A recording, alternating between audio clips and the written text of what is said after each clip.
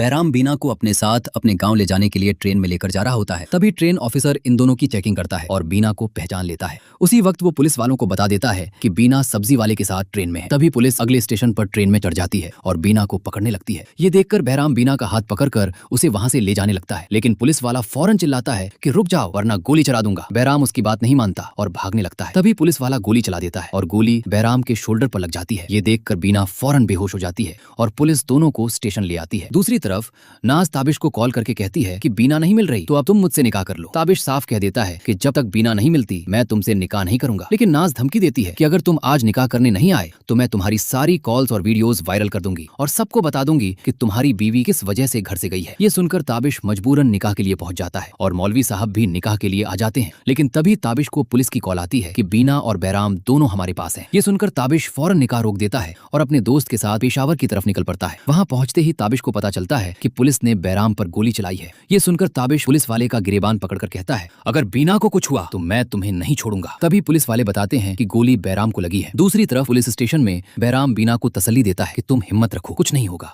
उसी वक्त ताबिश बहराम को अपने सामने बुलवाता है और देखते ही उसके मुंह पर जोर का थप्पड़ मार देता है। ताबिश पुलिस वालों से कहता है इसकी पिटाई करो। जिसके बाद ताबिश बीना के पास जाता है और कहता है, बीना आखिर तुम मुझे छोड़कर क्यों चली गई थी? तुम्हें पता है मैं तुम्हारे लिए कितना परेशान था। ये सुनकर बीना कहती है, तुम नाज से शादी कर लो, मैं तुम्हारे लिए मर चुकी हूँ। तभी ताबिश उसका हाथ पकड़कर समझाने लगता है, लेकिन बीना पास पड़ा चाकू उठाकर उसके सामने कर देती है और कहती है, मेरे पास मत आना वरना मैं तुम्हें भी नुकसान पहुंचा दूंगी। तभी ताबिश कहता है, बीना मैंने नाज से कोई शादी नहीं की, मैं सिर्फ तुमसे मोहब्बत करता हूँ। ये सुनकर बीना इमोशनल हो जाती है और ताबिश को गले लगा लेती है। फिर बीना कहती है, बहराम को छोड़ दो, उसका कोई कसूर नहीं है, मैंने ही उसे अपने साथ चलने को कहा था। ये सुनकर ताबिश बहराम को छोड़ देता है और बीना को अपने साथ लेकर घर की तरफ निकल पड़ता है। लेकिन रास्ते में बीना की तबीयत अचानक खराब हो जाती है, जिसके बाद ताबिश फौरन उसे हॉस्पिटल लेकर जाता है। डॉक्टर कहते हैं कि बीना ने किसी बात का ज्यादा स्ट्रेस लिया है, इसलिए इसे बिल्कुल स्ट्रेस न दिया जाए। हॉस्पिटल से घर आते ही बीना के बच्चे उसे गले लगा लेते हैं। तभी अम्मा जी भी बीना को गले लगाकर कहती हैं, बेटा मुझे माफ कर दो। दूसरी तरफ ताबिश को पता चलता है कि नाज और गौहर उसकी प्रॉपर्टी अपने नाम करवाकर मुल्क से भागने की कोशिश कर रहे हैं। ताबिश फौरन पुलिस को लेकर एयरपोर्ट पहुंचता है और दोनों को अरेस्ट करवा देता है। उसी के बाद इलेक्शन का दिन आता है। बीना ताबिश की स्पीच तैयार करने में उसका साथ देती है और दोनों मिलकर लोगों की खिदमत करते हैं, जिसके बाद ताबिश इलेक्शन में पहली पोजीशन हासिल कर लेता है। फिर ताबिश और बीना की दोबारा शादी की एनिवर्सरी आती है। ताबिश पूरा घर सजवाता है और कैमरामैन बुलवाकर